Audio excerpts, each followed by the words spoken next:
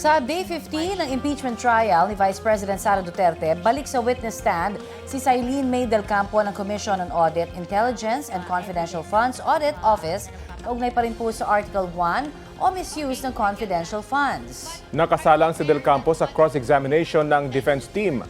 Ang latest sa impeachment trial, ihatid namin maya-maya. Magandang tanghali po. Oras na para sa maiinit na balita. Sa bintana na yan sa Water cannon, sana po, George.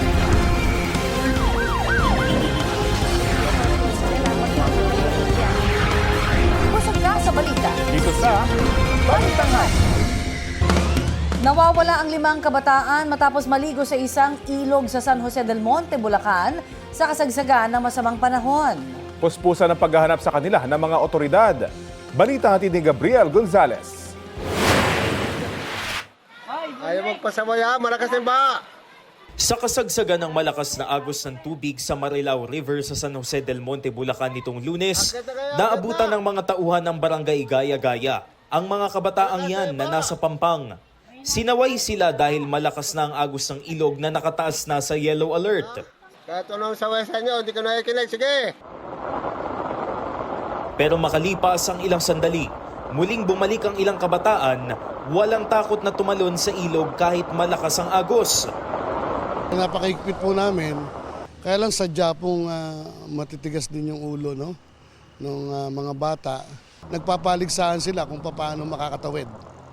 Na talagang para sa kanila isang laro lang yun. Yung pong nakita niyo sa video na 5 mga bata, ay lahat po yun nakatawid eh. Hindi nakuna ng video pero ayon sa barangay, may 5 pa raw kabataang tumalon sa ilog. Inano daw sila at hanggang ngayon ay hindi pa nakikita. Kabilang sa kanila ang 13 anyos na taga-barangay Gaya-Gaya na si Ron Jean Alciso, na niyaya lang daw ng kaklase na maligo sa ilog. 3 naman sa 4 pang nawawala ang kinilala na ng barangay. So sa ngayon po ay missing pa siya. Although maghapon po kahapon ang search and rescue.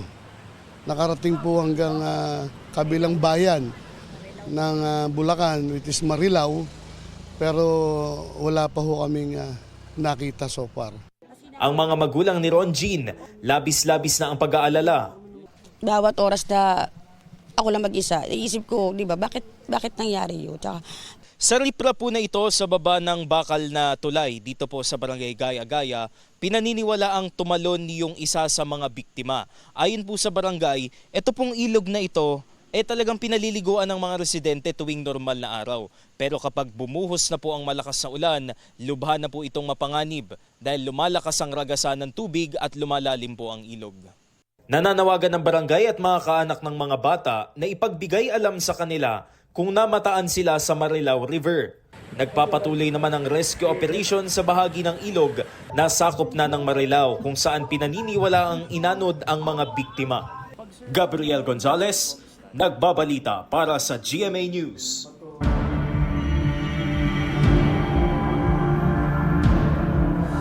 Isang pinakabagong bilang ng mga nasawi sa pinagsamang epekto ng nagdaang bagyong Luis at Maymay pati na hanging habagat. Subject for validation ang bilang ng mga nasawi batay sa pinakahuling ulat ng NDRRMC ngayong umaga. 10 naman ang kumpirmadong sugatan habang 4 ang for validation. For validation din ang isang naiulat na nawawala. Abot naman sa 800,000 ang apektadong pamilya ng masamang panahon. Tinatayang nasa mahigit 2 bilyong piso ang pinsala sa infrastruktura, habang mahigit 100 milyong piso ang pinsala sa agrikultura. Lumakas bilang tropical storm ang binabantayang bagong bagyo sa labas ng Philippine Area of Responsibility. May international name po itong Nangka. Namataan yan ng Pag-asa mahigit 2,000 kilometro silangan ng extreme northern Luzon. Taglay po nito ang lakas ng hangin na aabot sa 65 kilometers per hour. Sabi ng Pag-asa, hindi papasok sa PAR ang bagong bagyo. Pero bahagyang nahahatak na nito ang hanging habagat. Sa ngayon, patuloy na magpapaulan ang habagat sa Luzon kasama ang Metro Manila. Higit namang makakaasa sa maayos at maaraw na panahon ang Visayas at Mindanao, pero posible pa rin ang mga local thunderstorm. Base sa rainfall forecast ng Metro Weather, uulanin ang malaking bahagi ng Luzon sa mga susunod na oras. May tsansa ng heavy to intense rain sa ilang lugar na maaaring magdulot ng baha o landslide. Posible rin ang ulan sa ilang panig ng Visayas at Mindanao. Abiso po sa mga taga Visayas at Mindanao, muling isa sa ilalim sa red at yellow alert ang Visayas Grid ngayong araw. Ayon sa National Grid Corporation of the Philippines, mamayang alas 4 ng hapon hanggang alas 8 ng gabi naka-red alert ang Visayas Grid. Ang ibig sabihin ng red alert, sagad na o walang reserbang kuryente.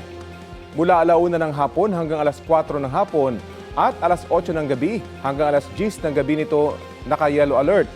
Naka-yellow alert din mamayang alauna ng hapon hanggang alas 8 ng gabi ang Mindanao Grid. Itinataas ang yellow alert kapag manipis ang reserbang kuryente na posibleng magkulang sakaling magka-emergency.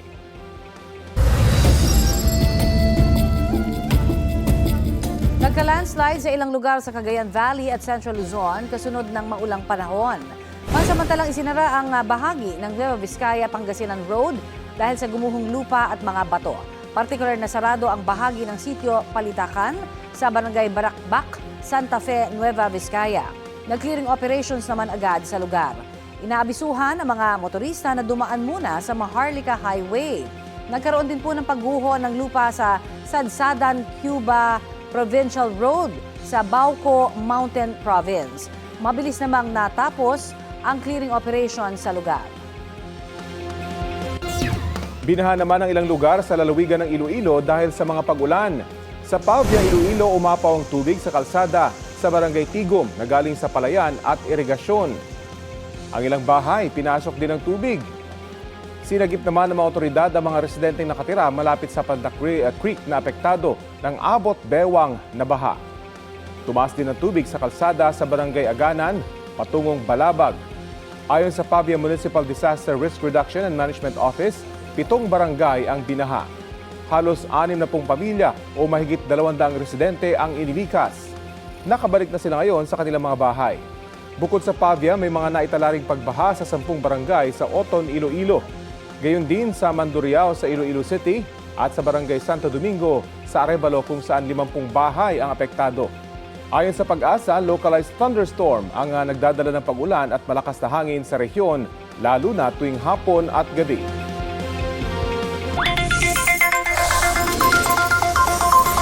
Bahagyang tumaas ang presyo ng karne at gulay sa ilang pamilihan sa Metro Manila kasunod ng naranasang masamang panahon. Magkano na nga ba? Sa latest monitoring ng Department of Agriculture, nasa 255 hanggang 370 pesos kada kilo ang pigi ng baboy. Habang 270 hanggang 350 pesos naman ang liempo. Nasa 390 hanggang 550 pesos ang kada kilo ng karneng baka. Ang frozen kasim mabibili ng 200 hanggang 280 pesos per kilo. Nasa 270 hanggang 350 pesos ang kada kilo ng frozen liempo. Ang manok nasa 160 hanggang 240 pesos per kilo. Nasa 5 pesos and 50 centavos hanggang 13 pesos naman ang kada piraso ng itlog. Depende po yan sa size.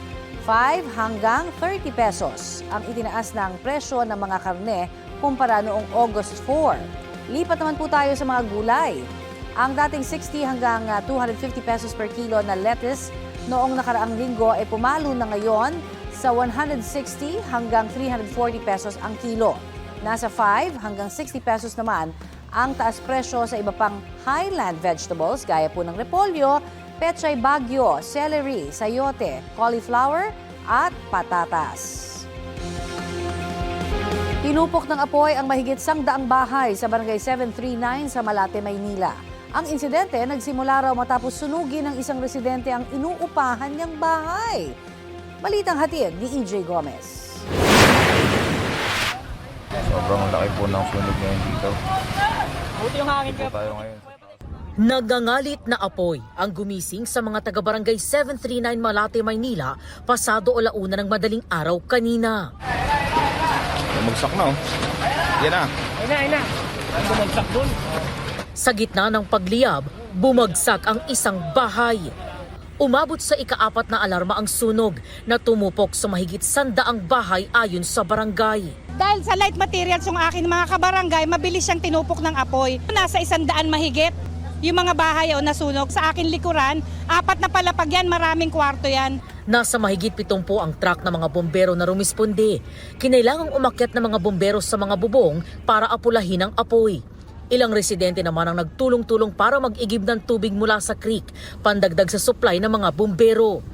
Kabilang sa mga nasunugan ang pamilya ni Rosalina na wala raw na isalbang gamit. Second floor kami. Tapos pagbaba namin, nakita na lang namin yung sa may bubong umaapoy na rin. Ang laki ho talaga eh. Naglalagablab yung apoy. Buhay lang ang naisalba. Si Princess naman, inilikas ang kanilang mga anak. Paglabas ko, nandito na yung apoy. Tapos inuna ko na rin pong palabasin yung mga bata. Masyado na talagang malaki, nakakataranta na po talaga. Bumiyahe naman mula pa sa Makati City si Rene para respondihan ang kanyang naiwang pamilya. Tanging mga alagang aso lang daw nila ang kanilang naisalba. Nasa trabaho po ako, naka-duty. Tapos sinawagan lang na ako ng asawa ko na sabi malapit na sa amin yung sunog. Kaya tumakbo kaagad ako dito. Sobrang stress kasi kakabahan ka talaga dahil wala. Tapos wala pang nadala na kahit ano. Sa 4 na palapag na paupahang bahay umano nagsimula ang apoy. Sinunog daw yung bahay ko ng tenant ko. Hindi ko nga alam kung anong dahilan. Nag-aaway daw tapos maya-maya pagtapos ng galabugan, biglang nagliyab na yung bahay ko. Hindi ko na alam kung asan Medyo nahihirapan lang kami sa supply kasi malayo yung ibang fire hydrants. Din yung ibang hydrant na aming na-identify, medyo mahina nga lang po yung pasok ng tubig. Kaya mas marami yung nababawa sa truck kaysa pumapasok sa truck. Naapula ang apoy bago mag-alas 6 ng umaga. Ayon sa first responders, isang lalaking residente ang binigyan ng first aid matapos mahirapang huminga dahil sa kapal ng usok. Inaalam pa ng BFP ang sanhi ng apoy at halaga ng pinsala. EJ Gomez, nagbabalita para sa GMA News. Wala pang 2 buwan mula nang itayo, nasira ang bahagi ng isang river wall sa Marilao, Bulacan sa kasagsagan ng ulan.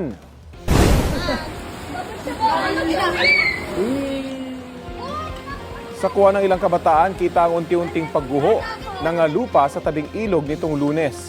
Kwento nila, umaambon na lang nang mangyari ang pagguho bandang alas 5 ng hapon pero malakas daw ang ulan noong umaga. Sa kuha ng drone, kitang bumigay na ang semento ng river wall. Ayon sa punong barangay ng Prensa 2, 5 milyong piso ang halaga ng proyekto. Paliwanag naman ng contractor, hindi substandard ang proyekto. Posibleng dahil daw sa bigat ng tubig kaya nangyari ang pagguho. Pinaiimbestigahan na ng alkalde ng Marilao ang nangyari.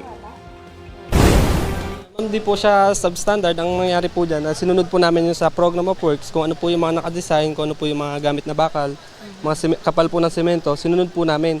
Siguro po kaya po nangyari itong ganitong pagguho dahil po sa bigat po ng tubig. Kasi po pagka ang lupa nalagyan po ng tubig, bumibigat po ng todo. Landslide prone po ito. Aral na rin sa amin yung to improve our design.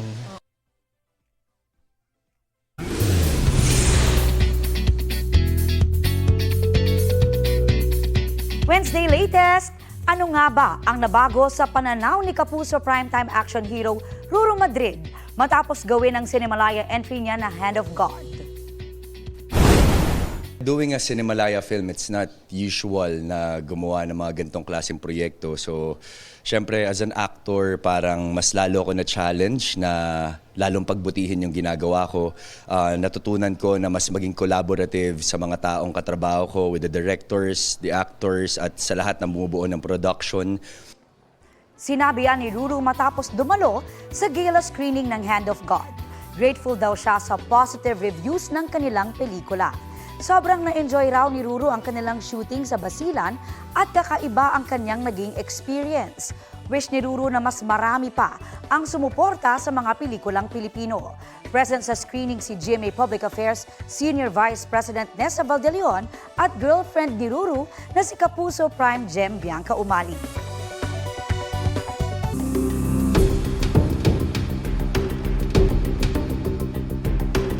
Muling pagsalang ni COA Intelligence and Confidential Funds Audit Office State Auditor Sailin May Del Campo sa impeachment trial kahapon, lumabas ang ilan pang kakaibang pangalan na tumanggap ng confidential funds ni Vice President Sara Duterte.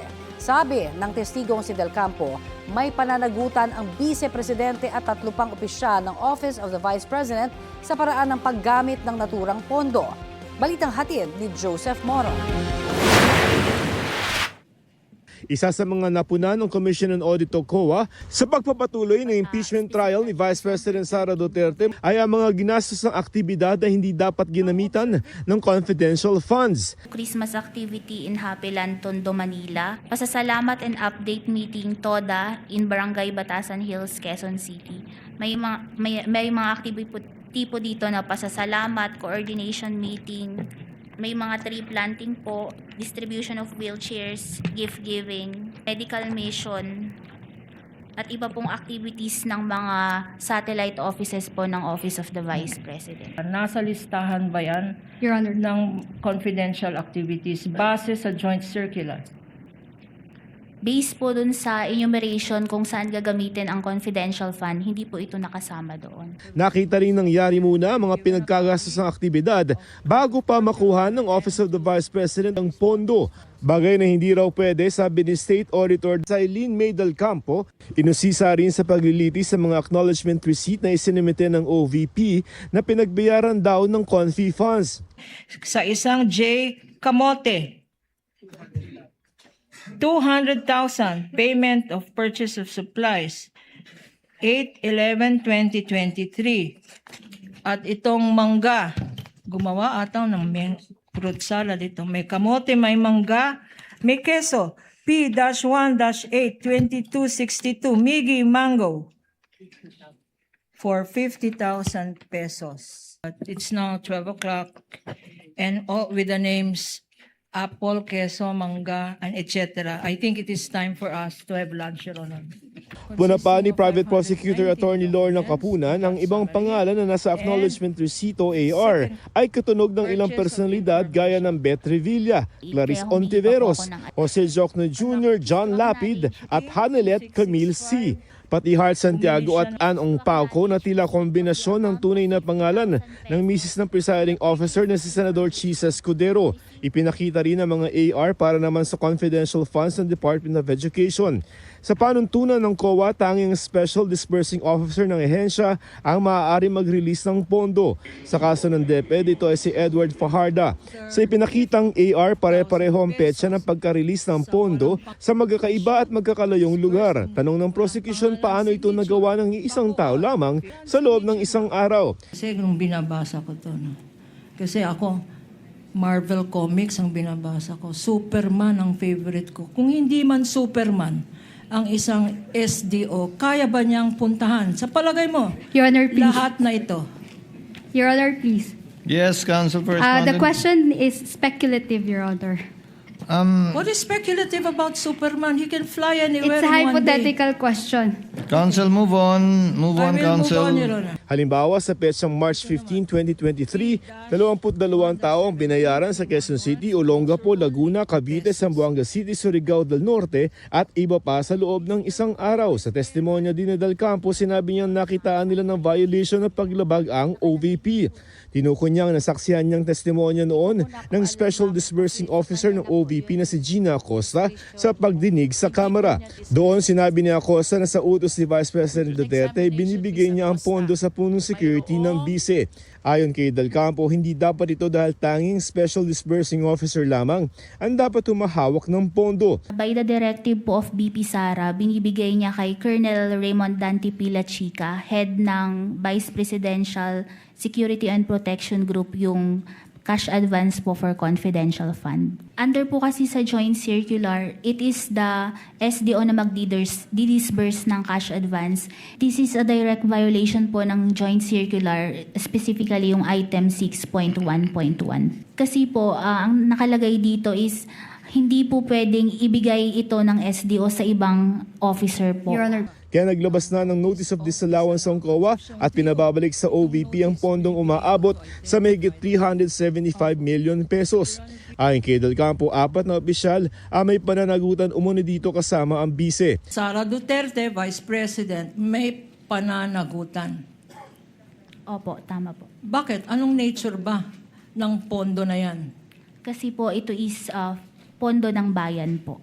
Gumugulong na raw ang 6 na buwang binigay ng COA para makapag-apela sila. Sa pananaw ng legal expert at dating presidente ng Philippine Bar Association si Attorney Rico Domingo, dahil hindi ito regular na korte, pwedeng hindi sundin ang pamantayang guilty beyond reasonable doubt sa magiging pagpapasya ng senator judges. Nanonood ang mga taong bayan kung gagamitin nila ang konsyensya nila properly as to whether it is guilty or not guilty.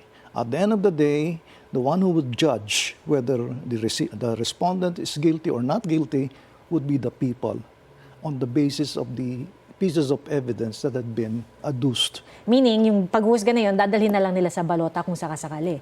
Exactly. Joseph Morong nagbabalita para sa GMA News. Patuloy po namin ihahatid ang mga latest na pangyayari sa The Vice President on Trial. 9 a.m. po yan tuwing Lunes hanggang Miyerkules via live stream sa GMA News Facebook at YouTube. Pati sa mga sa gmanetwork.com at gmanews.tv. Masusubaybayan din po yan dito sa GTV.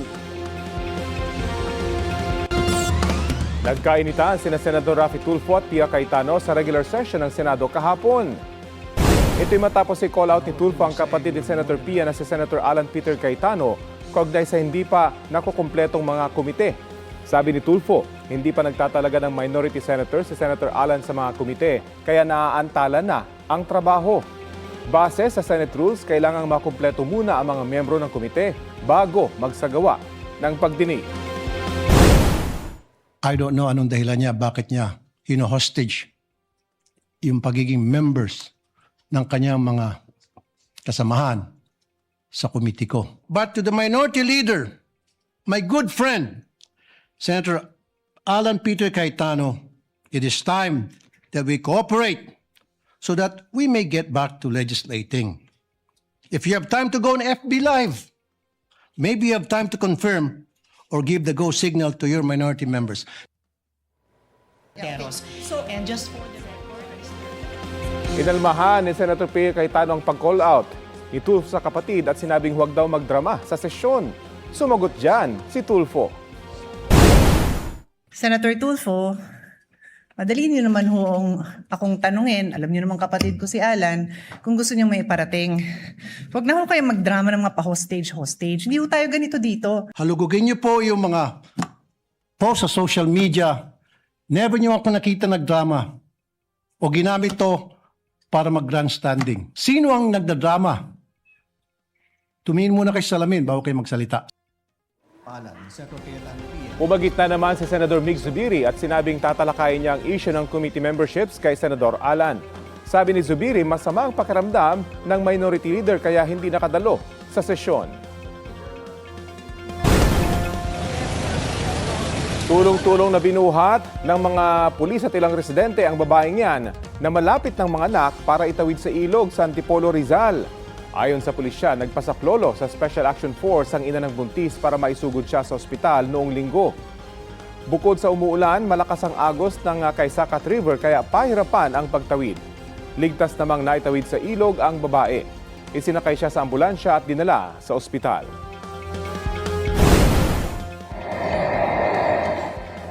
Tinulungan ding makatawid ng ilang pulis sa rumaragas ang ilog ang mga stranded na opisyal ng Sangguniang Kabataan sa Nueva Ecija, Ilocos Norte. Ayon sa pulisya, namamasyal noon sa barangay Barangobo ng SK officials nang tumaas ang antas ng tubig sa ilog dahil sa pag-ulan. Rumisponde ang pulisya matapos matanggap ang ulat na may mga stranded doon. Ligtas namang nakauwi ang SK officials. Huli ang isang lalaking nagpapanggap na traffic enforcer at nangotong umano sa ilang motorista sa Maynila. Balitang hatid ni Jomera Presto. Huwag ka na lumaban, mahihirapan ka lang. Kuha ang video na yan ng mga tauhan ng Manila Traffic and Parking Bureau sa bahagi ng Mel Lopez Boulevard sa Tondo, Maynila hapon nitong Lunes.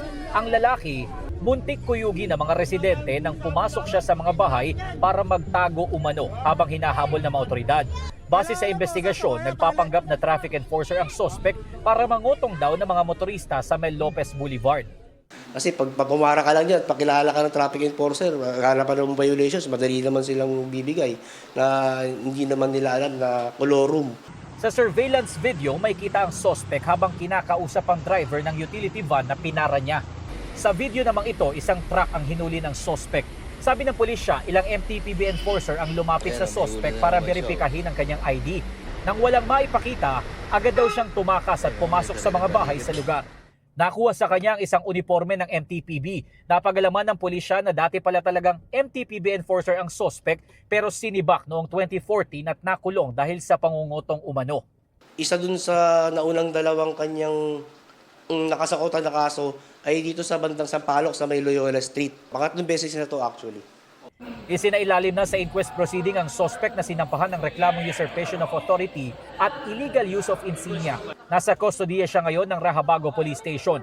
Tumanggi siyang magbigay ng pahayag. Jomer Apresto nagbabalita para sa GMA News.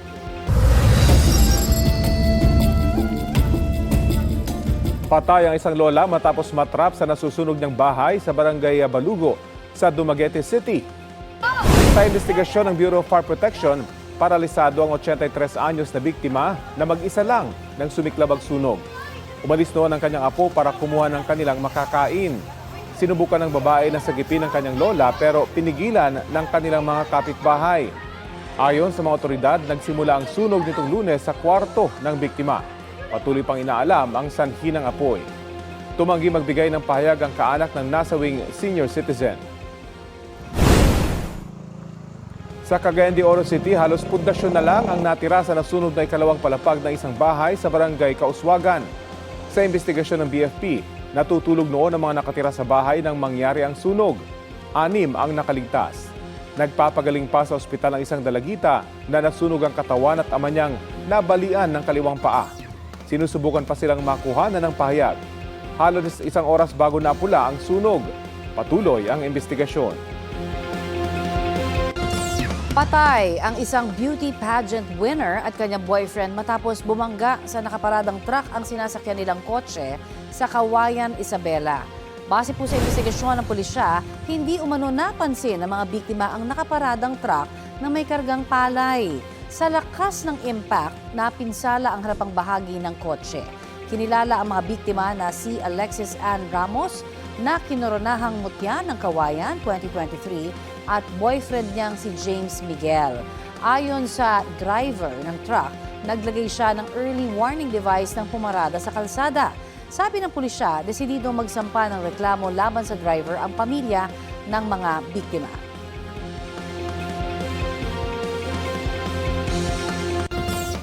Pinag-aaralan muna ng gobyerno kung paano aalisin ang value-added tax sa system loss charge habang hindi pa naamyenda ng batas para sa pagtanggal ng naturang singil sa electricity bill.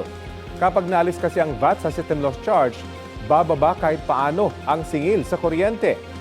Balitang hatid ni Bernadette Reyes.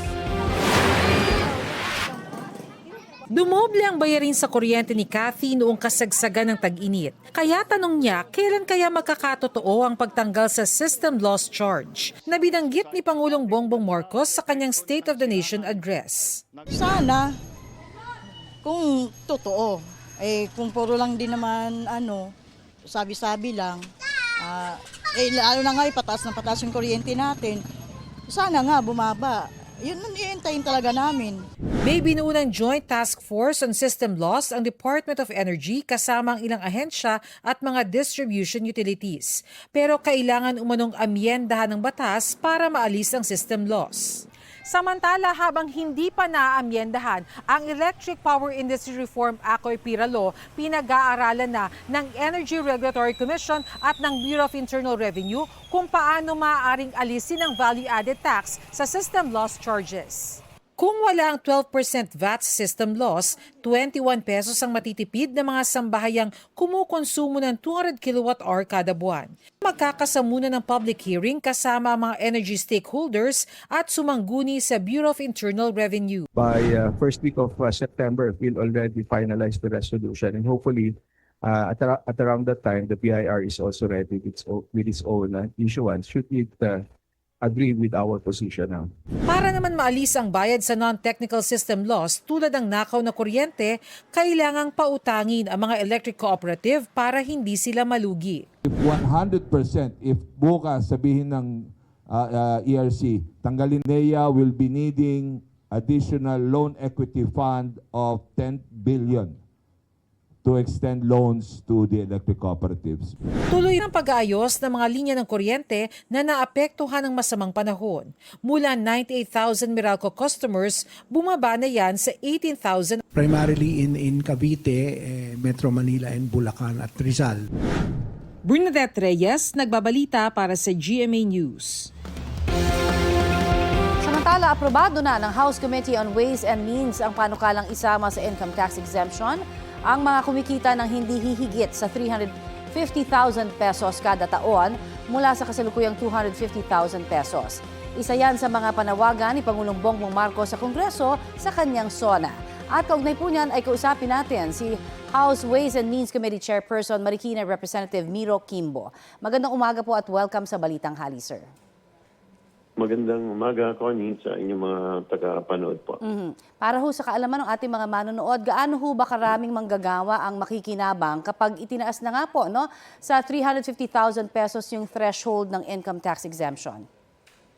Sa estimate natin immediately ay merong 1.3 million Filipino workers na ito salaried workers na hindi na magbabayad ng tax na ngayon ay nagbabayad ng tax.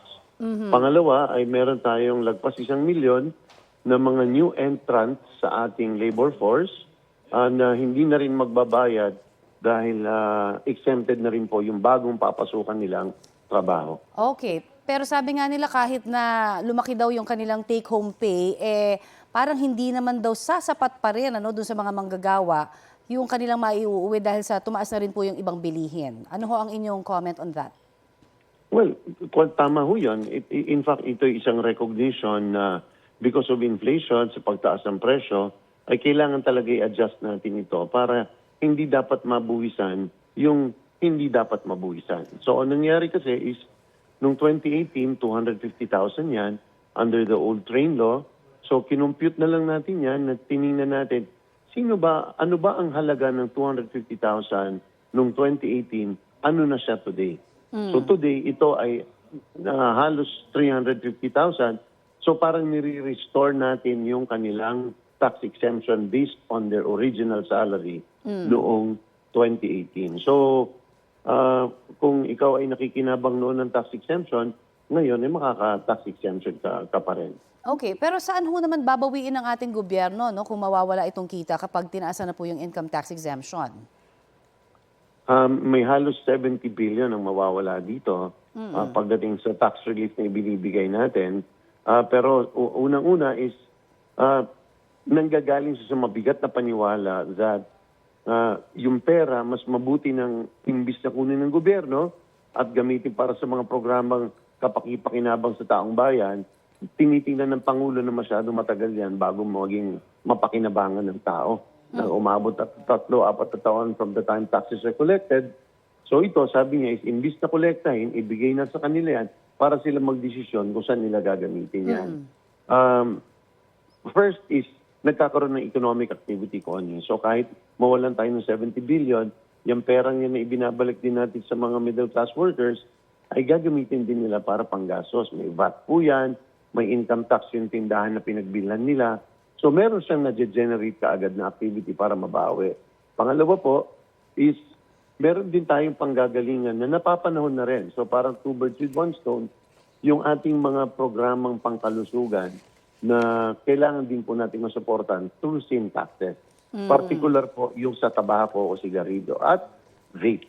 Yan po ang isa sa mga pwedeng panggalingan po ng pangpuno natin na mawawala po dito. I see. Pero definitely hindi ho natin iuutang to sa, kumbaga, pangungutang na naman natin sa iba pong mga means para po dito matakpan. Hindi po pwede. Bawal po kasi makaka-apekto naman po yan ng fiscal space at saka ng deficit natin kung gagamitin natin o ipang-uutang pa natin para mapunuan ito. So there's a way to fill it up. And isingit ko lamang po kasi sabi rin po ng ilan mga panawagan sana ay maging open kayo po para doon sa panawagan naman na imbes na 350,000 ang ibababas o maibibigay po ngayon, sana iakyat daw sa 500,000 naman ang income tax exemption. Ano ho ang tingin ninyo? Mangyayari ho ba yon? Maybe not now, but maaari bang pag-aralan pa ho ninyo yan?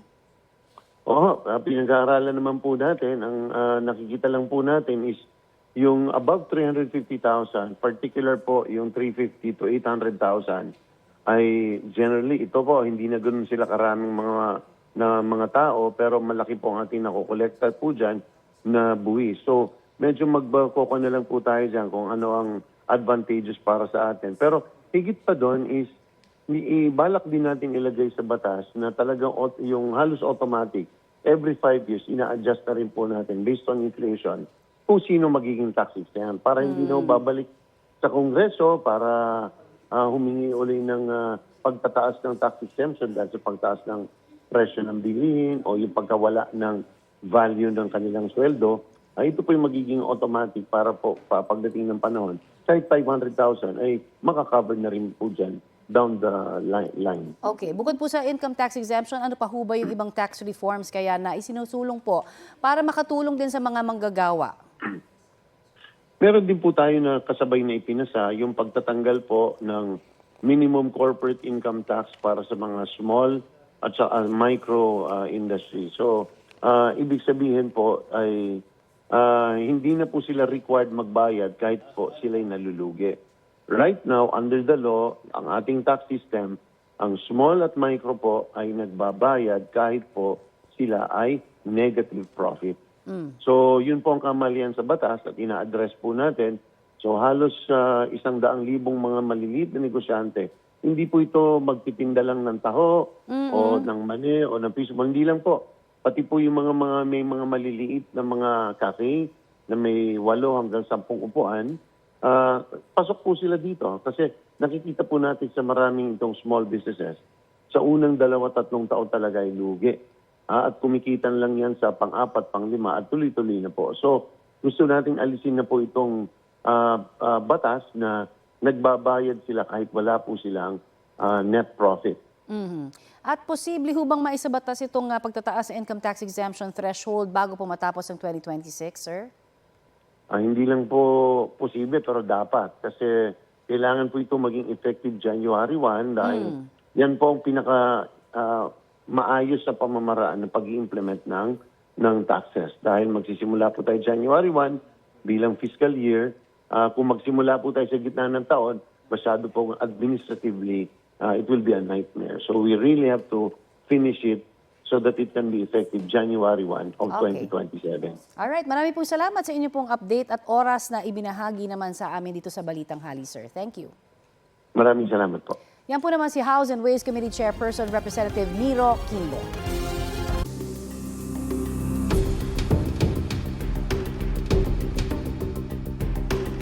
Update tayo sa Day 15 ng impeachment trial. May ulat on the spot si Ian Cruz. Ian? Yes, Rafi, bago nga yung cross-examination sa State Auditor ni Cecilene May del Campo ay nagkaroon muna ng diskusyon ang prosecution at depensa. Ang nais kasi ng depensa, ang kanilang gagamitin ay mga dokumento mula dun sa exhibit nila na syempre tinututulan naman ng mga taga-prosecution. At sinabi nga ni Attorney Lorna Capunan, ito raw ang problema dahil nga hindi nag-stipulate ng mga dokumento ang depensa. Ayon naman kay Presiding Officer Chis Escudero, pinasumite na nila sa depensa ang mga exhibit nila. Sa pagtatanong ni Attorney Christine Ferrer ng depensa kay Del Campo, isa sa mga inungkat niya ang Audit Observation Memorandum na nagawa na ni Roderick Wamil bago pa nalipat sa COA sa Pasay. 6 na buwan matapos nga ang draft ng AOM para sa 2022 confidential funds ng Office of the Vice President, ay sakalang daw lumabas ang nasabing AOM. Ang tugon naman doon ng OVP ang nasuri na ni Del Campo. Umaabot ng 73 million pesos naman ang na-disallow ng COA sa confidential funds ng OVP noong 2022 at 375 million pesos naman ang na-disallow sa 2023 confidential funds ng OVP. May mga dokumento na ipinakita si Attorney Ferrer gaya ng Protective Intelligence Operation Report o PIOR mula kay Colonel Raymond Dante La Chica ng VPSPG na nagpapatunay na tagumpay ang intelligence and surveillance gathering tungkol sa mga engagement ni VP Sara Duterte at mga programa ng OVP. Inayuna naman ito ni Del Campo. Ilang beses nagkaroon ng balitaktakan si Attorney Ferrer at Attorney Lorna Capunan sa pagtatanong sa testigo na pinapayapa naman ni Presiding Officer Cheese Escudero. Ang punto ni Attorney Ferrer, bakit na-disallow ang OVP Confi Funds, kayong tagumpay naman ng OVP sa pag-prevent ng anumang untoward incident sa mga lakad ni VP Sara at mga aktibidad ng OVP. Sabi ni Del Campo, ang payment ng information naman ay hindi na-disallow, pero ang payment ng reward ang na-disallow. Ito raw ang kailangang patunayan. Narito ang bahagi ng pagdinig. I am showing the defense document. No, we will not agree. Your Honor, the counsel cannot We will dictate not how I agree, will Your proceed Honor. with my cross-examination. Can the counsel, Your Honor, be reminded that I'm on cross-examination? We will not agree, Your Honor, to What are you not agreeing to, Attorney defense Kapunan? documents. There's no stipulation yesterday. There They are was, Your now Honor. constrained. Excuse me, counsel. Allow her to finish. Una nang sinabi ni Del Campo na maaring maging patunay ang mga nahuli para makapagbigay ng reward. Kaya tanong ni Escudero, wala naman daw ganitong provision sa joint circular ng DBM. At COA, sabi ni Del Campo, sariling interpretasyon niya ito, bagay na iniyuna naman ng kanyang mga superiors, kaya nag-issue ng notice of disallowance sa OVP. So yan muna, Rafi, ang huling kaganapan mula rito sa Senado. Balik sa iyo. Maraming salamat, Ian Cruz.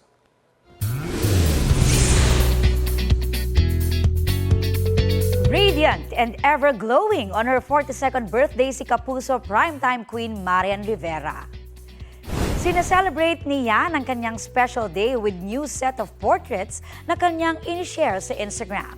Aging like fine wine ang Kapuso actress in her purple sleeveless blouse with ruffled neckline and white pants.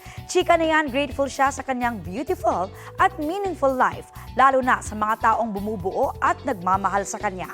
Kabilang sa mga nag-greet kay Marian sina Sania Lopez, Max Collins, Princess Aliyah at GMA Senior Vice President Attorney Annette Gozon Valdez. Update po tayo sa clearing operation sa sandamakmak na basurang naanod sa Manila Bay. May ulat on the spot, si Ivan Mayrina. Ivan?